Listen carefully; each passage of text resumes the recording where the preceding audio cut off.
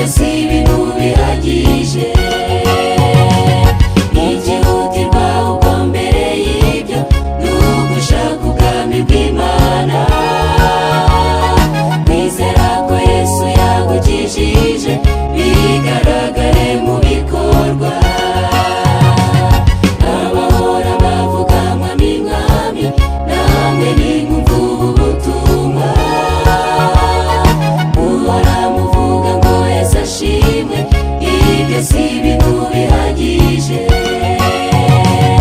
Igihutirwa ubwo mbere y'ibyo ni ugushaka ubwami bw'Imana, kwizera ko Yesu yagukijije bigaragare mu bikorwa.